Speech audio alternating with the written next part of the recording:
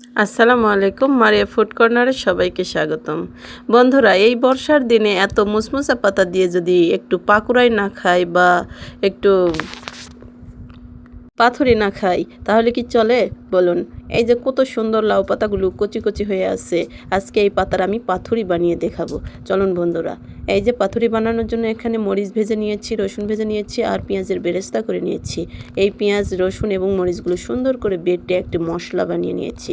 আজকে আমি পাথুরি বানাবো পুঁই মাছ দিয়ে। দেখুন, এই পুঁই মাছগুলো সুন্দর করে আমি এখন কেটে নিব। এই যে সুন্দর করে কুচি কুচি করে সবগুলো মাছ কেটে নিয়েছি। বন্ধুরা, এই মাছের পাতুরি খেতে এত মজা লাগে আগে জানতাম না। আপনারা যদি না খান কখনোই বুঝবেন না। বাসায় ট্রাই করে দেখবেন এবং পুরো ভিডিওটির সঙ্গে থাকবেন। লাইক, কমেন্ট, শেয়ার করতে ভুলবেন না এবং চ্যানেলটি সাবস্ক্রাইব করে পাশে থাকবেন। বন্ধুরা, এই যে মশলাটির মধ্যে দিয়ে দিলাম এই মাছগুলো। এখন এখানে দিয়ে দিব হলুদ গুঁড়ো এবং মরিচের গুঁড়ো দিয়ে দিব। বন্ধুরা, এই রেসিপিটি বানানোর জন্য পুরো ভিডিওটির সঙ্গে থাকতে হবে, তাছাড়া কখনোই পরিপূর্ণভাবে বানাতে পারবেন না।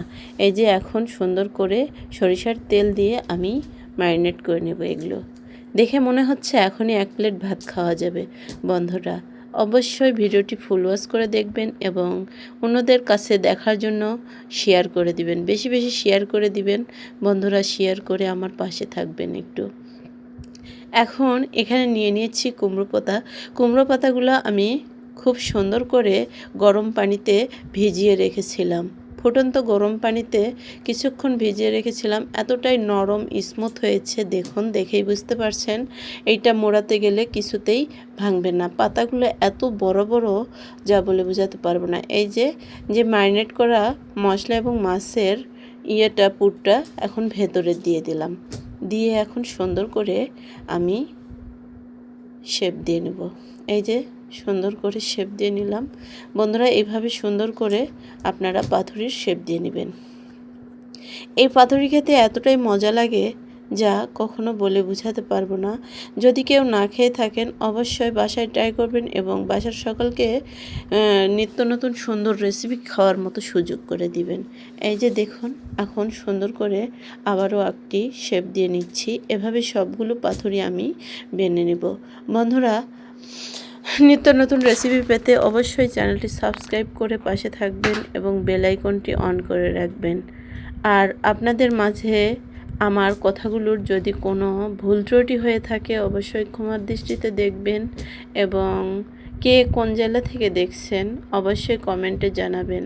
আর আমার ভিডিওগুলো যদি ভালো লেগে থাকে অবশ্যই কমেন্টে জানাবেন। আর ভুল হয়ে থাকলেও কমেন্টে জানাবেন। পাতুরিগুলো বানানো শেষ হয়ে গিয়েছে, এখন এগুলো রান্না করার পালা। এখন একটি প্যানের মধ্যে আমি সবগুলো বসিয়ে দিলাম। হালকা একটু তেল দিয়েছি, মানে পেঁয়াজ বেরেস্তার তেলটাই ছিল। এই যে সবগুলো বসে দিয়ে এখন ঢাকা দিয়ে দিলাম। এই যে 10 মিনিট পর ঢাকাটা খুলে একটু উল্টে দিব।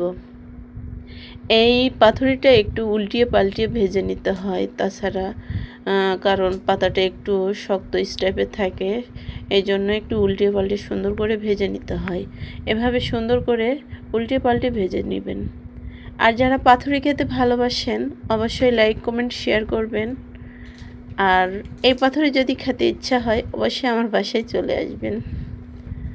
এই যে আবারও 10 মিনিট পর এই যে দেখুন কত সুন্দর একটা লুক এসেছে। এভাবেই উল্টিয়ে পাল্টিয়ে আমি ভেজে নিয়েছি। এই পাতুরিটা খেতে এতটাই মজা হয়েছিল যা বলে বোঝাতে পারবো না। আমার বাসার সকলেই পছন্দ করেছে। আর আপনারা যদি বাসায় ট্রাই করেন অবশ্যই আপনাদের বাসারও সকলেই পছন্দ করবে। এর ভেতরে যে পুরটা আছে ওই পুরটা দিয়ে অনায়াসে 1 থেকে 2 প্লেট ভাত খেয়ে নিতে পারবেন। এই যে শেষ পর্যন্ত আমার পাতুরিটা একদম রেডি। দেখুন কতটা লোভনীয় হয়েছে। সবগুলো পাতুরি আমি এখন প্লেটের মধ্যে উঠে নিচ্ছি।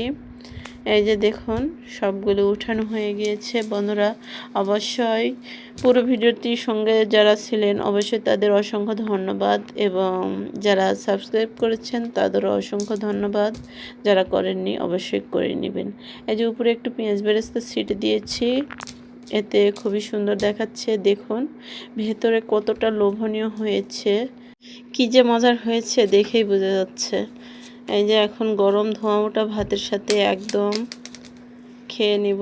দেখুন কত সুন্দর মজা হয়েছে, আপনারা দেখেই বুঝতে পারছেন কতটা লোভনীয় হয়েছে।